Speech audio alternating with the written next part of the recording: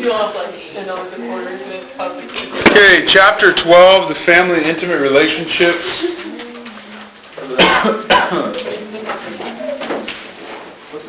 We're going to talk about the global view of the family, studying the family, marriage and family, divorce, diverse lifestyles, social policy in the family, including gay marriage.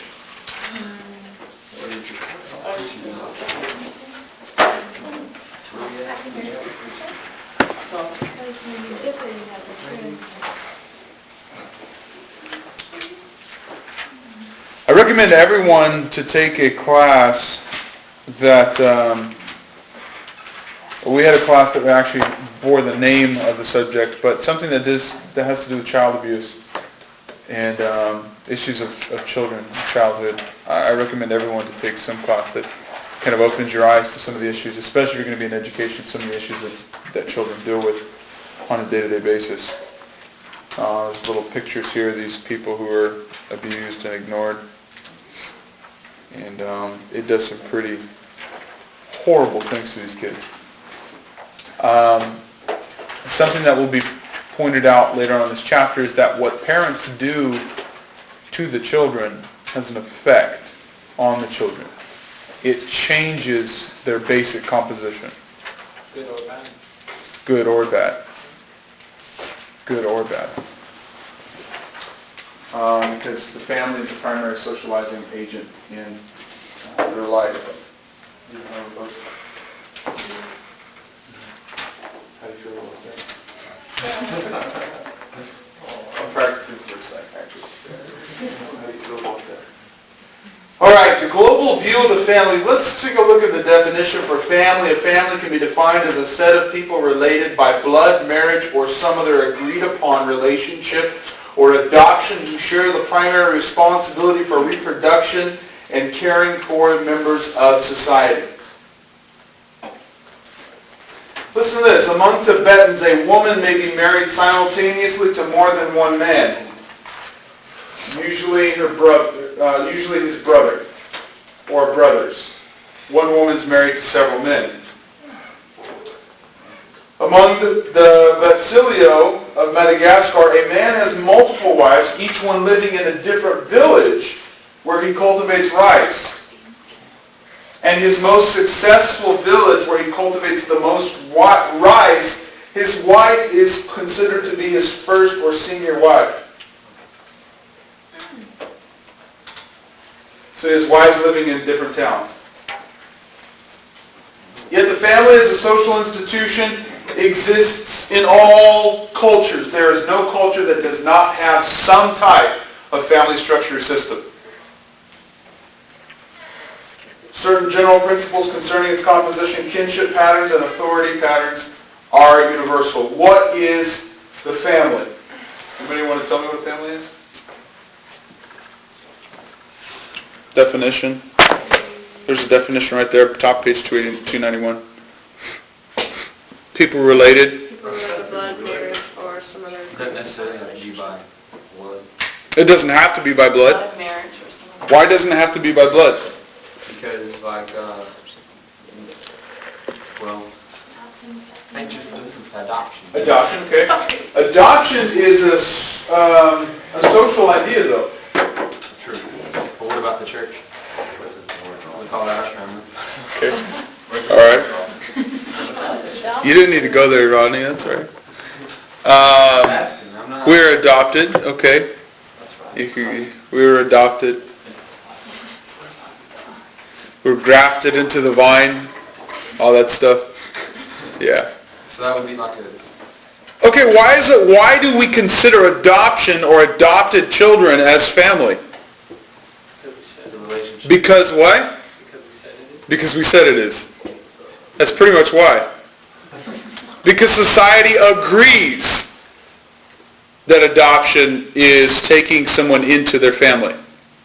And it has become a legal system, but it's all created by people.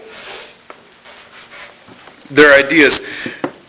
I want you to notice something, and this is active liberal propaganda. Okay, listen to this. Moreover, right here, many people still think of the family you dumb, archaic people, in very narrow terms, as a married couple and their unmarried children living together like the family in the old Cosby Show. You notice the words they're using? However, this is but one type of family, what sociologists refer to as a nuclear family. The term nuclear family is well chosen since this type of family serves as the nucleus or core on which larger family groups are built. I was just talking briefly with Amy earlier about this, but I think it is becoming increasingly clear that the nuclear family is less and less almost accepted in society. There's you guys remember that billboard that says this represents how many percent of, you know which one I'm talking about? It's like makes 2 point something percent of people, of American families.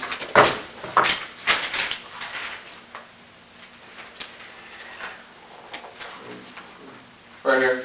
There are still homes, on page 28, there are still homes in the U.S. that consist of a household, of a husband who works, a housewife, and 2 kids, 4%. Okay? We have consistently shifted away from the idea that the nuclear family is an ideal, because it has become more common to have other types of families. But one thing I want to reinforce to you is that it is still God's ideal to have a nuclear family. It is His ideal to have a husband, a wife, and children. Okay, now if the couple can't have kids, then that's between them and God. If things happen when the spouse dies, what are you going to do about things like that? But that is still God's ideal. But I will tell you, sociology looks at these things in very almost terms of disdain, where they don't necessarily hold to the biblical ideal of a nuclear family. The proportion of households in the U.S. that is composed of married couples with children at home has decreased steadily over the last 40 years. It is expected to continue shrinking. At the same time, the number of single-parent households has increased. Okay, I want you to begin to think in systems of cause and effect. Assuming that this is a cause, what is the effect? Now, when you use a term that you may not necessarily think is accurate, but it is, because I said it is, the term is positive feedback. Now, you may think positive feedback is always a beneficial thing, a positive thing, but not necessarily. Positive feedback is just an effect of a cause.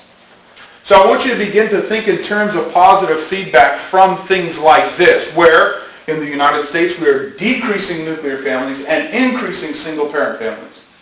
Begin to think about positive feedback from these issues. We'll talk a little bit about it.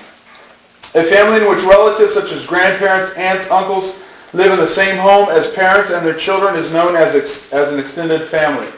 Do any of you guys have grandparents living in your home? Nope. No. Do you know anyone who has their grandparents living in their home? Yes. What race are they? White. White. Anything else? No. Okay. Interesting. Oh, Canada. Yeah. When I lived in Calgary, Canada, You lived in Calgary? I've been there. It was really nice. yeah, it's really nice there. Except for when it's dirty.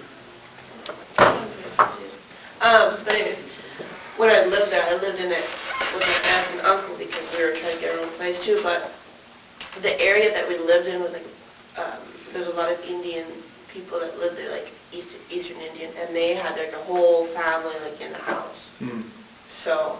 I know some Asian cultures, especially when they just get here, you have tons of people living in the same house. And they're all family. Sometimes multiple families living in the same house. But that is not necessarily a cultural issue. That's more an economic issue. Okay, they usually don't have the money to get their own separate house. Or like in the town that we used to pastor in New London, you had a bunch of single men living in the same house. They were all from Mexico. They were all farm workers. They would come, they would just, there'd be 20 of them in one small, double-wide mobile home. And they would just line up on the floor. That's where they slept. But that's mainly not necessarily a cultural issue. It's as much as it was an economic issue. They were there for money. Okay, let's go through a few definitions here. Monogamy. Do you know what monogamy is? No, it's not a kind of wood. One spouse. One man and one wife married to each other. Now has become popular a term called serial monogamy, which is, what do you think that is? Multiple spouses, but one at a time. Right? One at a time. For example, being divorced at some time and then remarrying. Some cultures allow an individual to have several husbands or wives simultaneously. This form of marriage is known as polygamy. But it's in the Bible. It must be okay. Yeah, good luck with that. Why he is still single. It doesn't until it gives the rules for a bishop. Husband of one wife. That's leadership. So that's it. As far as the Bible speaks on it. Yeah. Do you think...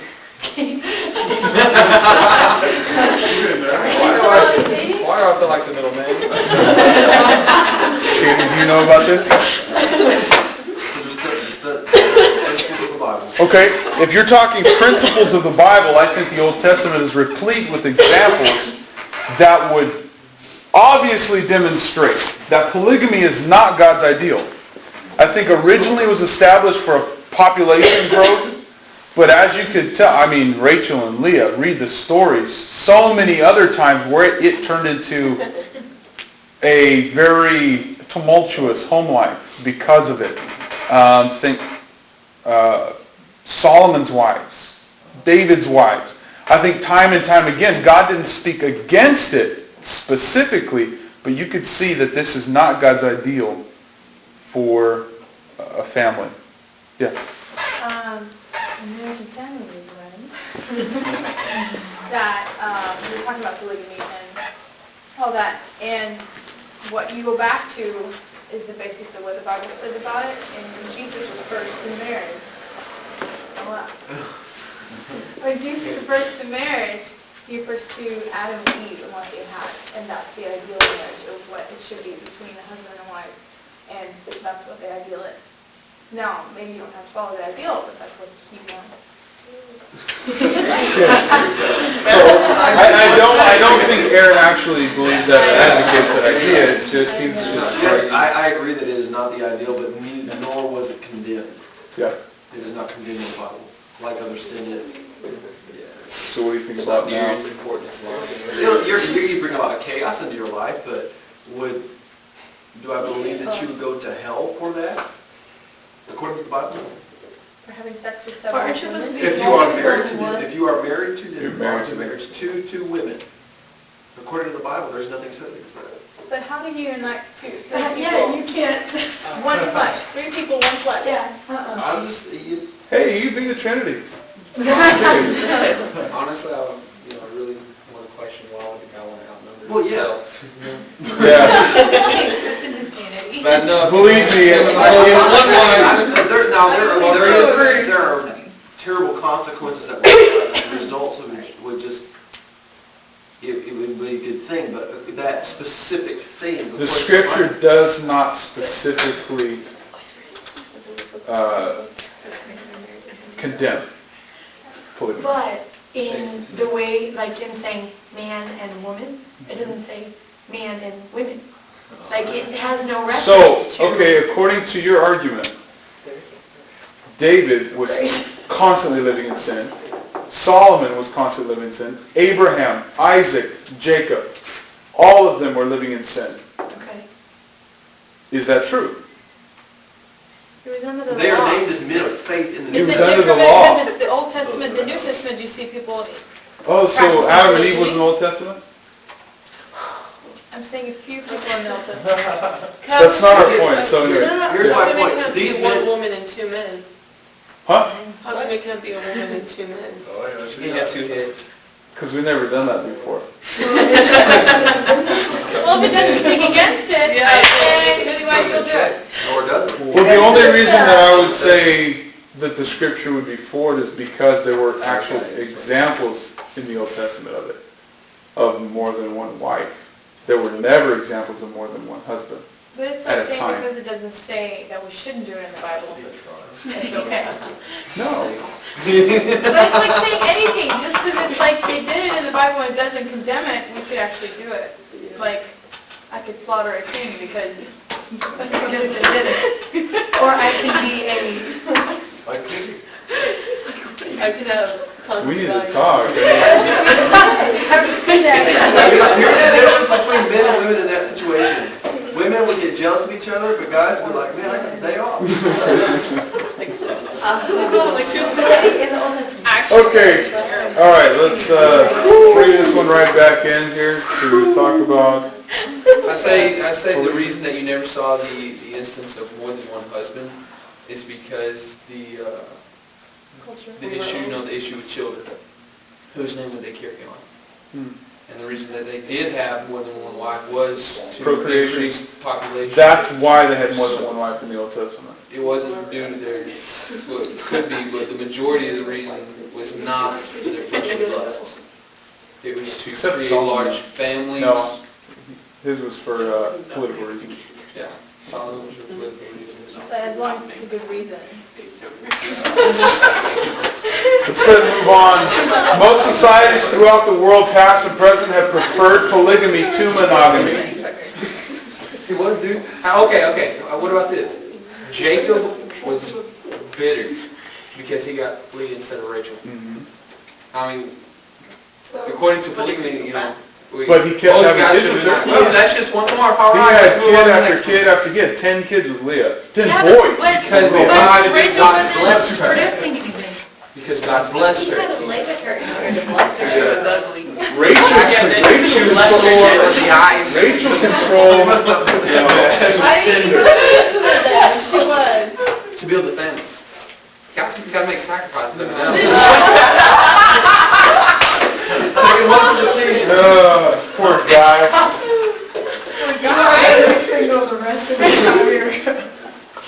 Anthropologist George Murdoch sampled 565 societies and found that more than 80% had some type of polygamy, and that was the preferred form. 80% of the societies he discovered, polygamy was the norm. While polygamy declined steadily throughout most of the 20th century, in at least 5 countries in Africa, 20% of men still have polygamous marriages. There are 2 types of polygamous marriages: polygyny and polyandry. Polygyny refers to the marriage of a man to more than one woman at a time. Polyandry is one in which the woman may have more than one husband at a time, which it's pretty rare. Kinship, we'll talk a little bit about kinship when we talk about African American families, so we'll skip that for now. Bilateral paternal patrilineal descent is from the father, matrilineal descent is from the mother. Bilateral descent is from both. Patriarchy, okay, authority patterns, who rules, page 295. Left column, the last paragraph. Societies vary in the way that power is distributed within the family. A society that expects males to dominate in all family decision-making is termed patriarchy. In patriarchal societies, such as Iran, the eldest male often wields the greatest power, and although the wives are expected to be treated with respect and kindness. Matriarchy is where women have greater authority than men. Anybody have any examples of matriarchy? Sweden, kind of. Yeah. Where? Matriarchy. Where the women.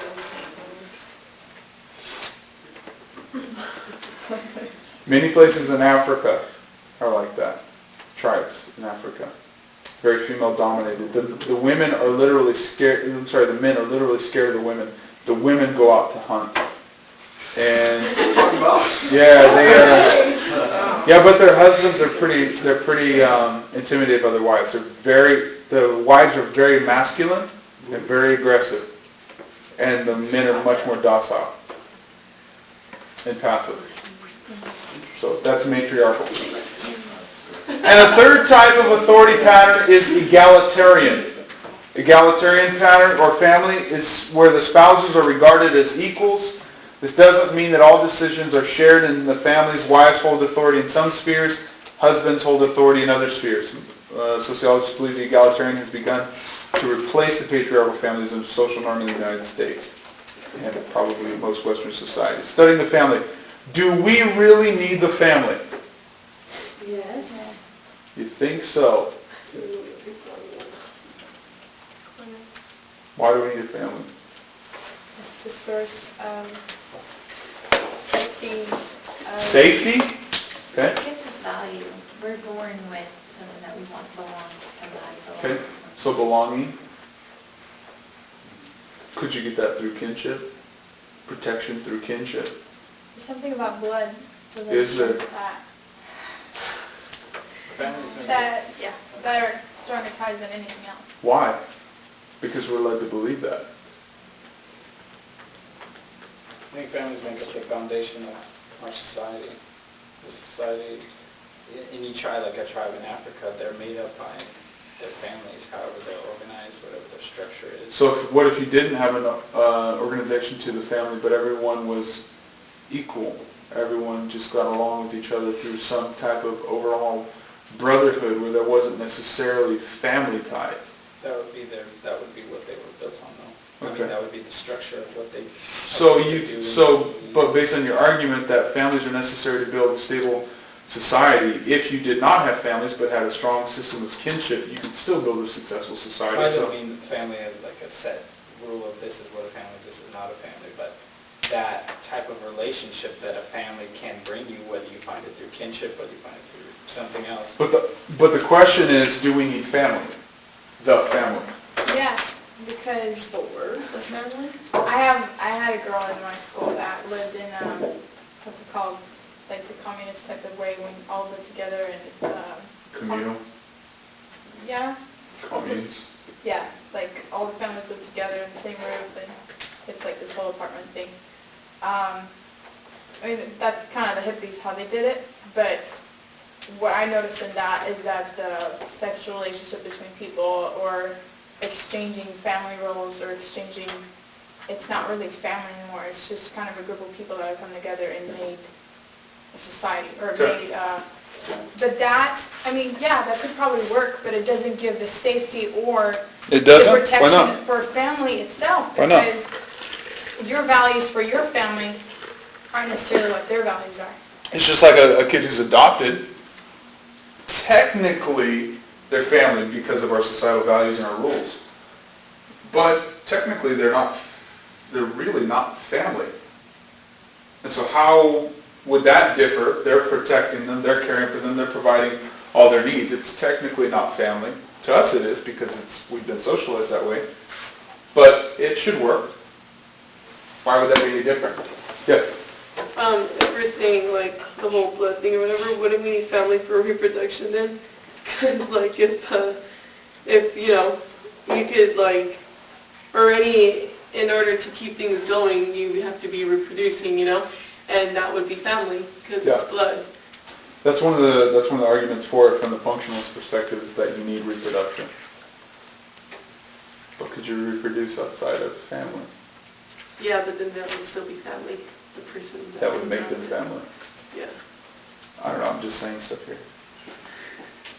This is why. Frederick Engels, a colleague of Karl Marx, you guys probably know him from Communist Manifesto and Das Kapital, described the family as the ultimate source of social inequality because of its role in the transfer of power, property, and privilege. More recently, conflict theorists have argued that the family contributes to societal injustice, denies women opportunities that are extended to men, and limits freedom in sexual expression and mate selection. That's where you have your values. What do you mean?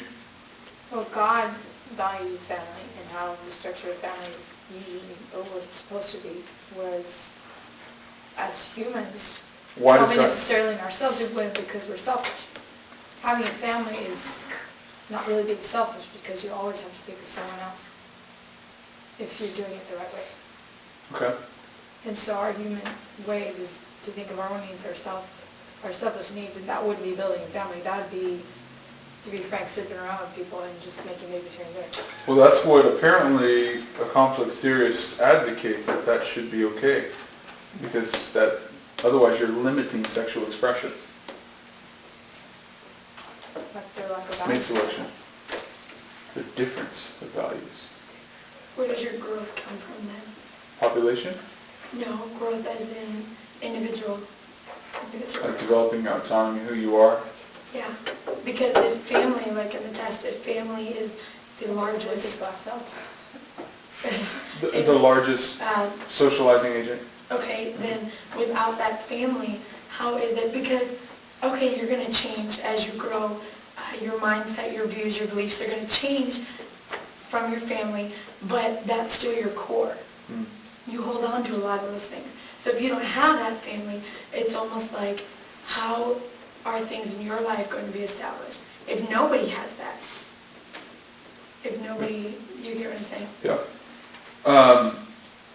Well, they try to do it, I mean, Karl Marx, especially through Marxism, through communism, basically society raised the children.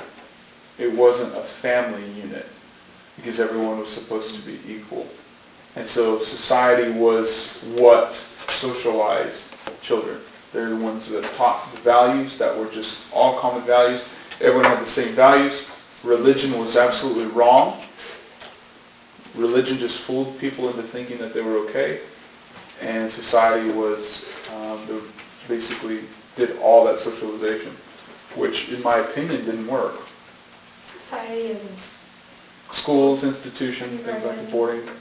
But if most of that growth takes place in between the ages of 2 and 6, that's before they're in school. So who's They taking send care them of off to that? school early. We in Sweden have kindergarten where they put most kids in kindergarten when they're 1 year old, and it's like required. Well, most of it is like you should do that. You can't really, you can't afford to do anything else really. That's so And I bad. think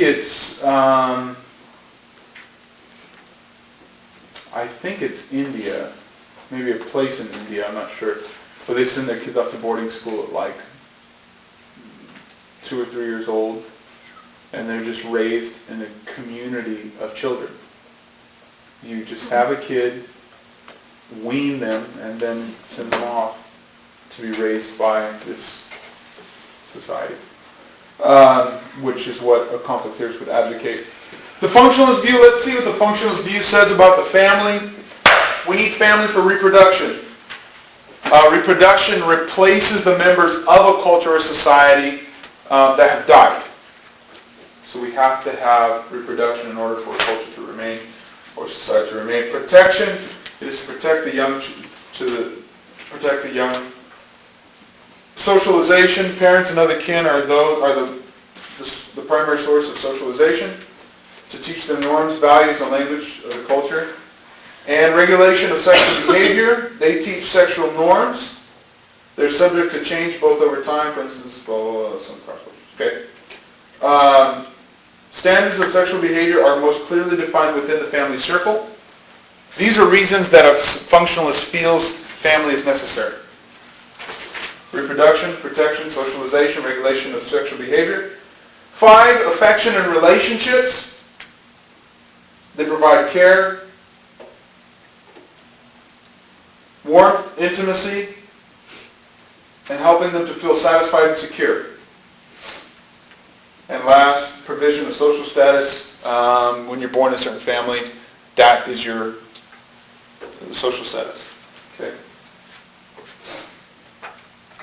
Conflict theorists, this is the conflict theorist view of family. What do you think it's going to be? Should be able to think from these perspectives. They're repressing it there. It's destroying our culture because they're forcing people into an ideal and they're not giving them the freedom that they need. Bring social inequality. They promote social inequality, yeah. Isn't that kind of dumb? They think that a family is what creates stagnancy or limits freedom of or free expression. But really under, communism, that really is what limits full expression. Conflict theorists view the family not as a contributor to social stability, but as a reflection of the inequality in wealth and power that is found within the larger society. Feminists and conflict theorists note that the family has traditionally legitimized and perpetuated male dominance. So the feminists will jump on this bandwagon and say families are bad because women are oppressed and men are the oppressors. Yeah. I know a lot of the conflict view came from the rich society oppressing everybody originally. How does that fit on the, because they make a blanket statement and say all families are bad. But obviously that has a lot to do with the way they felt that the rich were oppressing the poor. What about the poor families? Do they still feel like that family from a poor person is just as, is it setting them into some mold that they should have a free choice? Yeah, If because they want to be poor or rich or whatever, that they have that choice, or if they're born into this poor family, then that's why families are bad, because then now they'll be poor forever. Or if they're born into a rich family, they're going to oppress everybody else. Is that how they're... Okay, if I'm understanding you right, I'll answer from what I understand you to mean. Poor families propagate, according to conflict theorists, poor families propagate poor ideas just like rich families do, as far as their family structures and inequality within the family, because it's about power in this sense. Okay, it's about the power structure. It's male-dominated.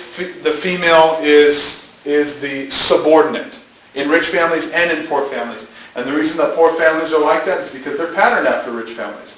They aspire to be a rich family, okay, because they want to meet basic needs or whatever. So a conflict theorist would say that both rich families and poor families are bad because it's about the power structure. And there's the oppression of the subordinate and the superiority of the patriarch or the male of the family, male dominance. And feminists are especially adamant about that. Throughout most of human history, in a wide range of societies, husbands have exercised overwhelming power and authority within the family. Things are changing, but still, for every stay-at-home dad, there are 38 stay-at-home moms. Whoa. 38 to 1. But I want you to refresh your thinking. Is this necessarily a wrong thing? Just because more females are staying home than males, what does that mean? Does that mean females are being oppressed? Or does that mean females are doing what they want to do? Is that statement biased? You tell me. Let's go case by case. Case by case? Okay. To figure it out. So looking at these statistics though, Nate, what would you say? Do you think all 38 women wanted to stay home and that one man wanted to stay home? No? Economic. And why are they the economy? Because men are paid more. Okay, makes more sense for the man to stay home. So assuming we're in an equal society where men and women earn the same, who should stay home? Doesn't matter. Maybe it's preference. I think both should at some point. Maybe, because it's taking time with your children. I think in the old days, the big problem was that the men hardly got to know their children because they were never around their children. whereas the wives were. You're talking about the old days? No, it's not the case. Because in the old days, there were agrarian societies where the kids spent all the time with their father, especially boys, because they were working on in their fields, on the farms. Well, like say city. Okay, so urbanization, we're moving into modernism, postmodernism, the industrial age. Children didn't, actually at the beginning, children didn't spend time with either the mother or the father because they were working. Little kids were working. After that, the public school system had them out of the house anyway until 3 o'clock, 4 o'clock. By the time they got home, their dad would be home an hour later. So there wasn't really an issue. I don't know. Country to country, I don't know, that's what I've heard of it. Nate? I know that a lot of times society says, that it should, that the women, they don't need to stay home, they need to get out and work, they need to try to get this equal, they need to try it. But even society itself, I know they did a study like in the 40s or 50s of women in prisons who would have their baby in prison. And so they had taken them, it was a lady who did, I can't remember her name, they took the babies through the government and gave the protection of these kids to like professional doctors and people, and so they would care for these kids as far as they had all their needs met, they had their medicine, their food every day, all this stuff. And within a year, every baby that they had received had died. Wow. And then every baby they had left some and kept some they were trying to figure out, what should we do with mothers who are having children in prison. And they found that this care that only a mother can give is what kept the babies alive. Their IQs, the next year they had 3 or 4 that actually stayed alive for the whole year, and their IQs were separated by 40 or 50 or 60 points. Wow. Just because, and it was just on the effect of mother. These other kids didn't always have what the type of, their needs met the same way these other ones Right. were. Although These people had the interaction with mother that these didn't, and it kept them alive and made them smart. So although the physical needs were there, maybe the affection needs that. But this is something done by the government, so it's something they know, they understand that Right. a mother is important, and yet at the same time they turn and say, well, don't do that. We want to make sure that everybody Right. is equal. Okay. And they should have it. Rebecca? Does it necessarily mean mother or just like a human interaction? That what? Like for researching, do they mean like the children survived because like there was a mother and they were affectionate, or just because there was human like contact? Well, no, they they had to have the mother, because without Did the they try with mother, the father? I don't know. That would be something else to consider, because that would be different. But the care a father gives is different from the care a mother gives. Especially in the beginning. No matter, Nurturing.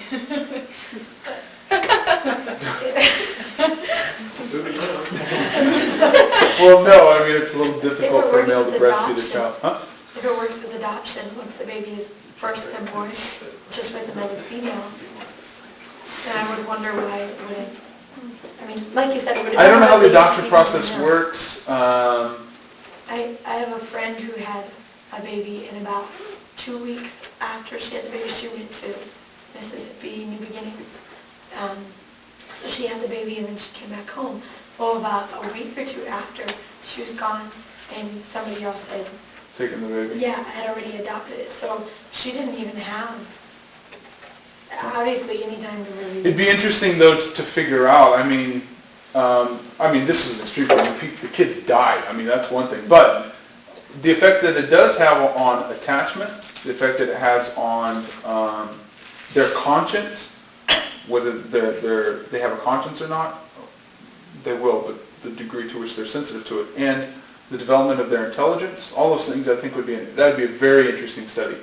The effect of a child raised only by the father, only by the mother, a combination of the two, if you equally balance them, or if you give more credence to the mother than the father.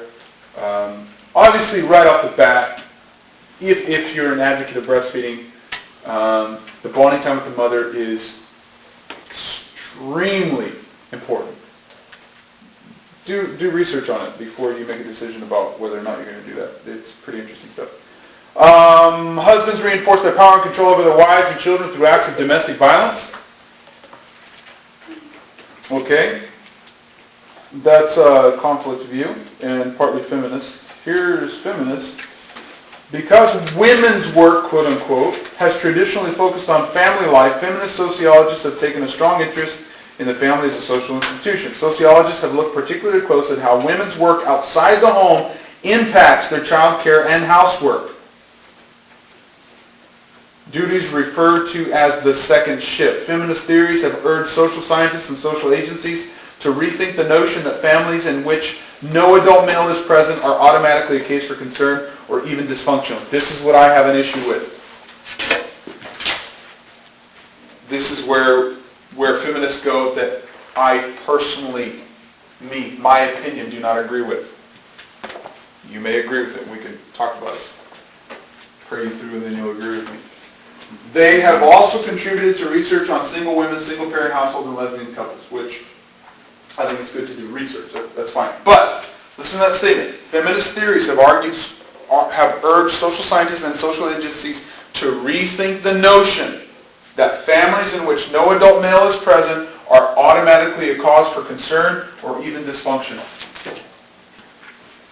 What feminists are advocating is that men are not necessary to raise children. And that it should not be even a cause for concern or considered dysfunctional for a single mother to raise a child. I personally don't agree with that. Just as I would disagree with the notion that it's just as good to have one man raise a child than a man and his wife.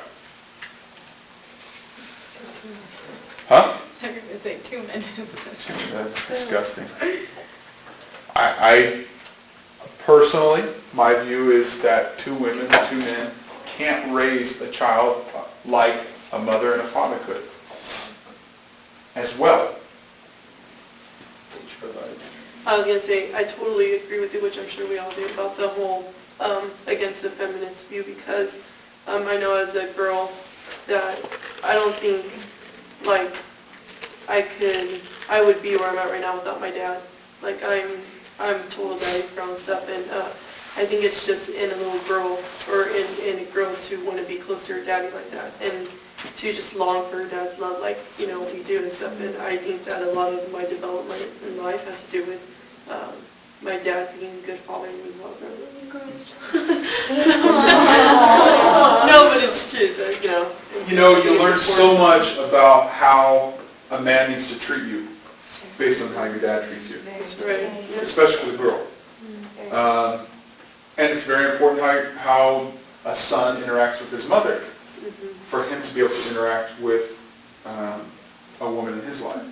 So those relationships are what set the pattern for healthy relationships in the future.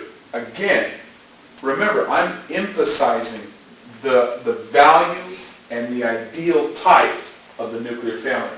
Yeah. Okay? That's why I'm an advocate of the nuclear family, and I don't think it's narrow to think that the nuclear family is a good thing and should be aspired for. Yeah? Would you be considering a male figure in like a child's life, or like necessarily a father? I think ideally, Yeah. a biological father. Ideally. Because there is something about blood. It's not just your blood type. Talking about genetically, there's a connection between... How about grandfather? Grandfather would work too. I mean, ideally it's biological father, but male figure, female figure, interacting with the child is imperative. These are my opinions. Sociologists, again, especially feminists and other conflict theorists, would not agree with me. Okay? They feel that other types of family structures are okay, and especially extreme liberals as well. Liberal, I'm not talking about the political liberal, but ideological liberal, where they feel that these things are not necessary and against what we consider to be family values and biblical values. Yeah, Aaron? I have a cousin, she's like 15 now, and she never really got her dad growing up, and he recently, about a year and a half ago, he actually died. And she never had that father figure. Well, her mom has recently remarried, and the guy that she remarried is a real good man, like in the church, loves God. And her relationship with him has begun to, he's actually been there father figure because she's never had one. And already you can kind of see the results of having that father figure there, even though he's not biological and all that stuff. Now, yes, it would have been way better if she'd had a real father figure, totally different effect. But just from me looking at it and seeing the effects that it's had on her life, her spiritual life, it's completely, not, well, I can't say completely changed her, but you can see the beginning effects within the past year that he's been around. Yeah. And the way he treats her like a lady. Yeah.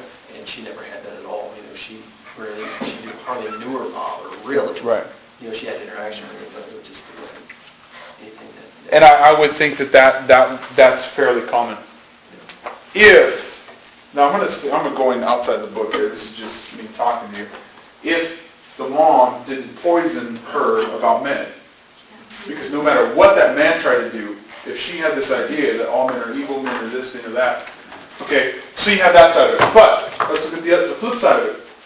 If you have a man in the home who is destructive to the family and to positive family values, that can make that girl, just as it can make her, admire good men, she begins to look for men like her father, even though she sees his behavior as destructive, it turns cyclical. But that's what she looks for. Statistics are staggering. And we can sit here and say, what are you thinking to these girls who end up with guys who are complete losers? Their father was messed up. They see the problems with their father, but they fall back into the same cycle. They look for the same kind of guy. It's just how we're made. And it doesn't always happen. But a large percent of the time, it does happen. Where I've seen the hugest change, largest change, is when people come into church, get a relationship with God, and they see what a real father's like. Then they're able to separate the mistreatment of their father, maltreatment of their father, from what they should be looking for, because they've seen a different ideal type in the Scripture.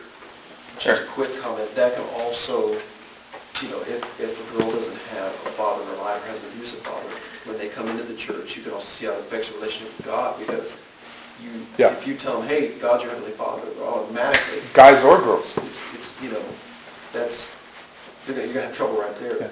So that's how important the father figure is, because that's what God is. Yeah. To me, that's been something that's really weird to me, how people would apply that, but I've heard that several times from guys and girls. My father was like, my father left us when he was this old. How is this father going to treat me?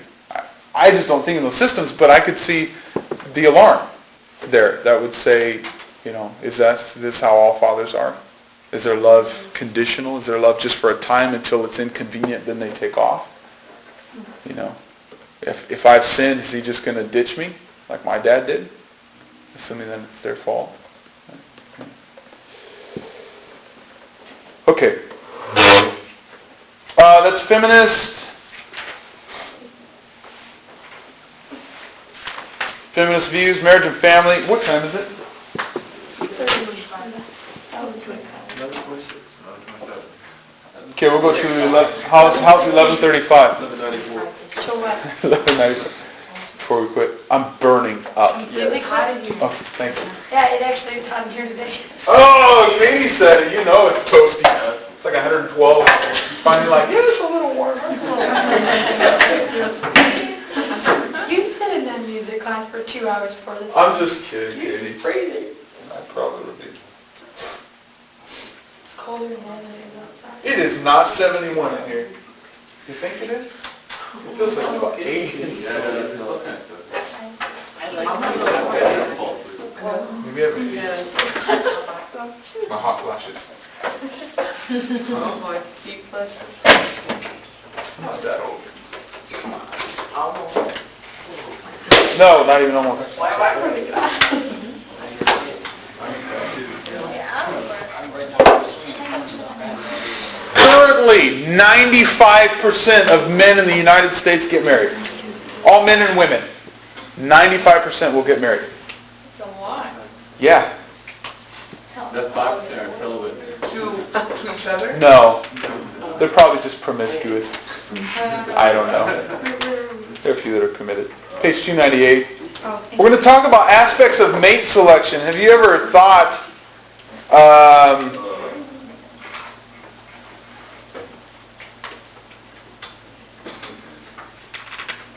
about how we choose mates? I love this term. I don't think it's in this book, but I love this word. You could bust it out on somebody and you'd really impress them.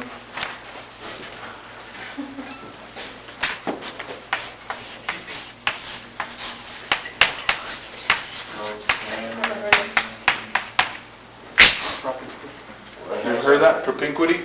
What does that mean? That has to do with why we choose the mates that we choose. Because of physical proximity.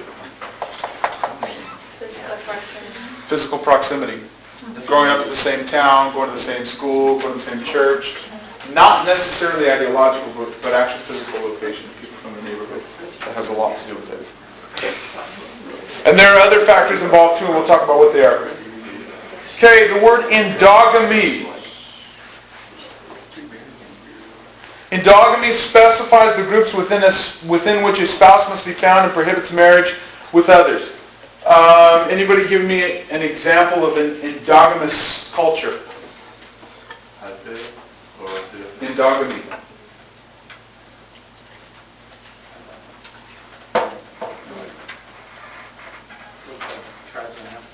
Tribes in Africa? Good. Oh, caste system in India? Yeah. What'd you say? The caste system, caste system. No. Caste Yes, system. absolutely. And even Indians here in the United States, endogamous, very endogamous.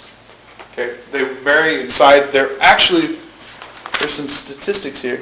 Right here, page 300. Indian immigrants have the highest rate of ethnic endogamy of any major immigrant group in the United States, about 90%.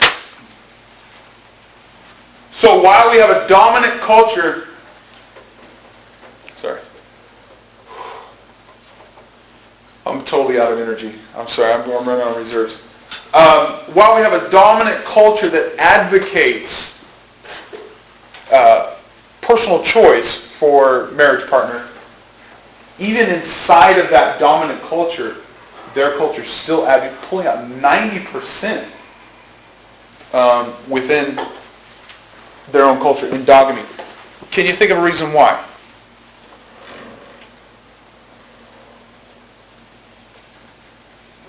Why do they have such a high rate of endogamy? To keep your family inheritance in the family. The land. That's the reason why they do it, but... Traditions. Huh? They're very traditional, okay? Values. It's part of their values. They can identify easier with someone that's from the Okay. I think they're better. To oppress. They think they're better? Ethnocentrism? Do you think so? Possibly. Could be. What about really harsh consequences if you don't? Being shunned. Social isolation. acceptance. Also, what's another thing? Huh? Children? No. Arranged marriages.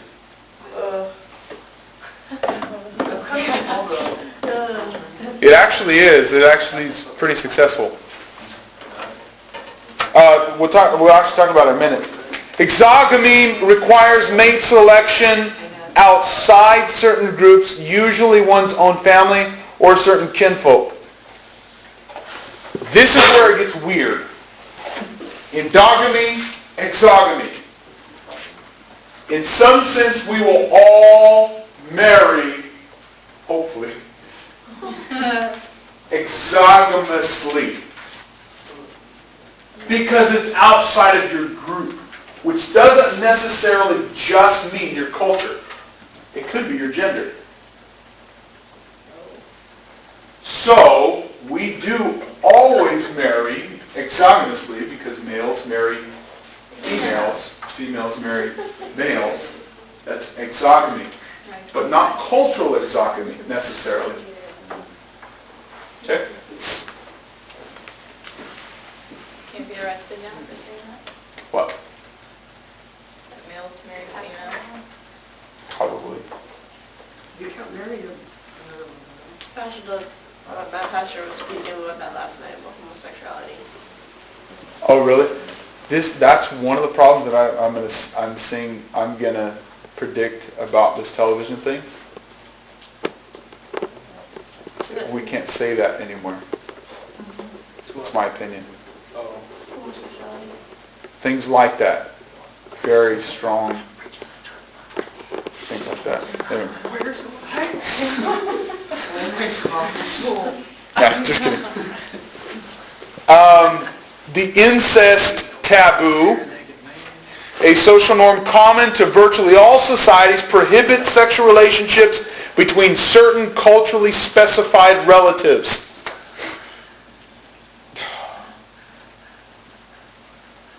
Can you think of any examples in which the incest taboo isn't so strong? Mormonism. Huh? Women. Really? Well, kind of marry within them and some. Do they? Yeah. I don't know. Do they? Cousins and stuff? The norm is just to marry. Okay. But it's They're not all- an Islam, To make Middle sure East, he's they're very into, as far as marrying into your own clan, which a lot of, like, one of my friends, he's actually going to be marrying his cousin. Do they have a lot of physical problems, mutations? No, they don't. Like, his parents are cousins. That, and he's married his... Well, don't physical mutation stuff normally occur when it's like brother and sister though? Not Yeah, but even in cousins. Really? Yeah. Genetics. Like, it's like third cousins here is pretty safe. Yeah, if it's like, even second is okay, third cousin, it's totally fine. Who? Isn't California a first cousin state? No. Yeah. You're not allowed to work. I thought they got No, I don't think so. Somewhere it is though. I know Arkansas is, right? We just went over that. There's a Friday. couple. California's a first cousin state. Yeah, I Arkansas. just went over that. You That's can crazy marry your enough. first cousin. I thought I heard That's that. disgusting. All right, opened up a lot of opportunities. But they don't do a blood test either, which is Yeah, No. that's disgusting. Oh, you should see my cousins, yeah. I don't care, I never married. Oh. I'm gonna marry my kids. Oh. Oh, okay. Okay, listen to this. This is really, really weird. Where is the Homogamy. homogamy? Homogamy. Homo. There is actually a... Homogamy.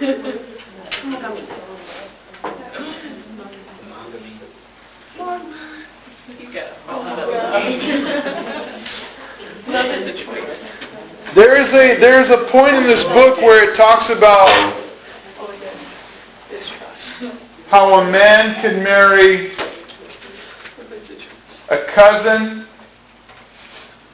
if it's his dad's sister's Yeah, it was daughter. in the very beginning. It was in the Yeah, it's in the Where is beginning where it? it says about the, here's Brazil? right here. Okay, Yanomami? Yanomami? This is crazy. Venezuela. Brazil and Venezuela. Yeah, Brazil and Venezuela. It is considered proper to have sexual relations with your opposite sex cousin if they are the children of your mother's brother or your father's sister. But if the opposite sex cousins are the children of your mother's sister or your father's brother, that's incest. Because it's all socially... I would recommend against it. That's just me. Okay, homogamy. The conscious or unconscious tendency to select a mate with personal characteristics to one's own. Homogamy. Okay, you tend to centrate toward those who share similar personal characteristics.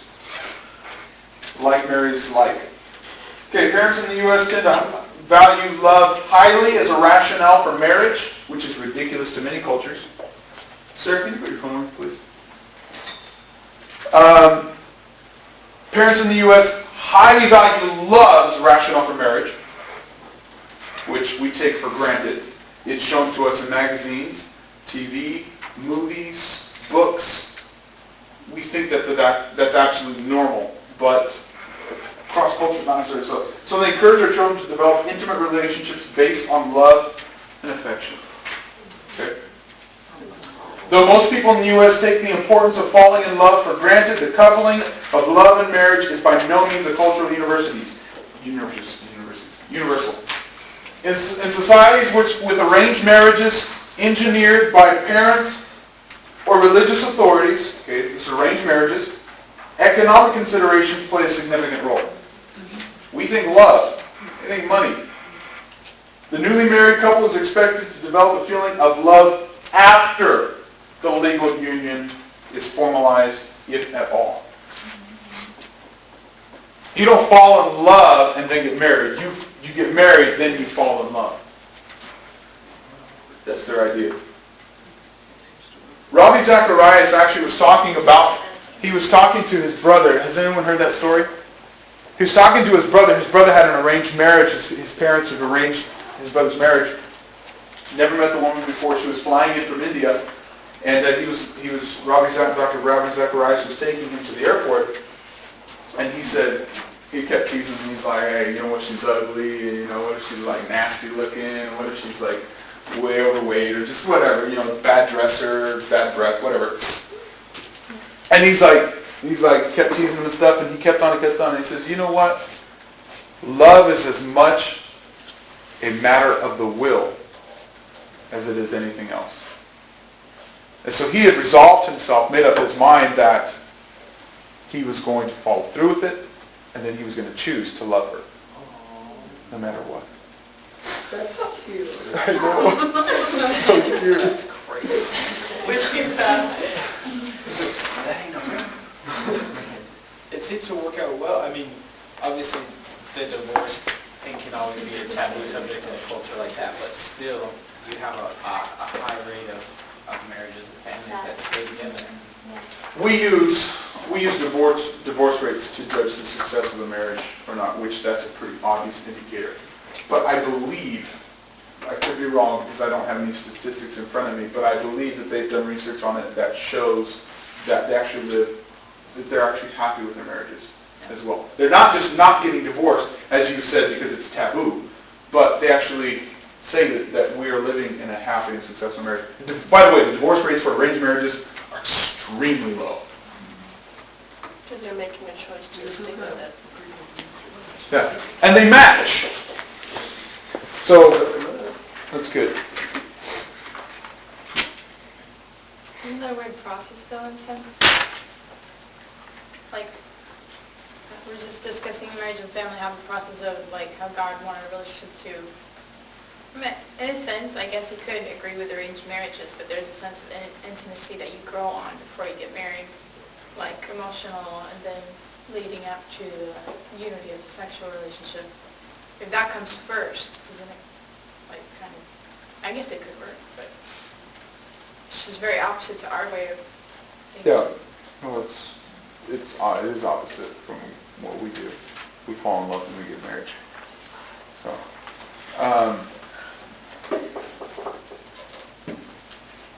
there was, in the Bible, there was Isaac and Rebekah. He'd never met her. His servant went and saw this woman who did exactly what he had prayed for. She did exactly the things that he talked to God about. So he knew she was the one. And he just came and he knew he was going to marry her. So he came and he married her. Apparently she was beautiful too, so that helped. But she fit. So there was somewhat of arranged marriages back then. Of course, there was Samson who wanted his marriage arranged, but he told his parents who he wanted. Does anyone know why God... I do know why, but that's weird. Why God... Because the Scripture says that God wanted Samson to marry one of the Philistines. But it turned out very bad for everyone.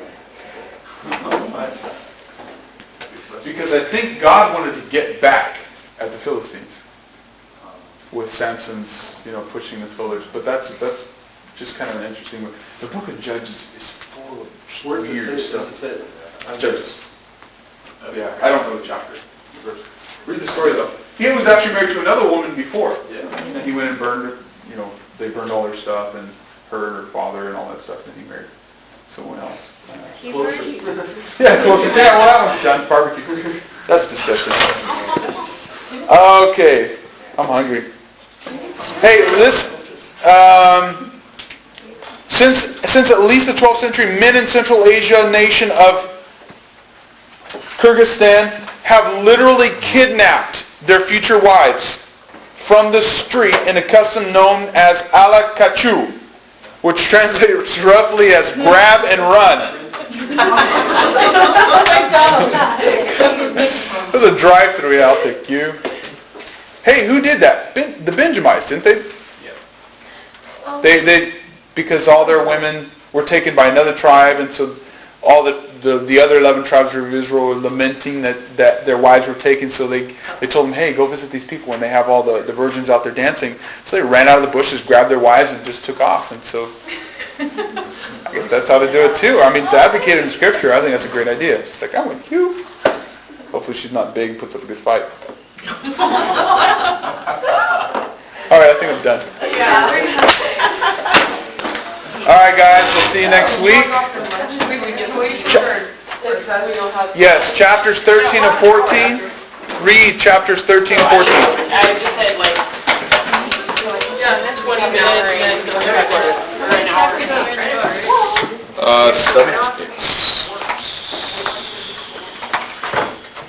16.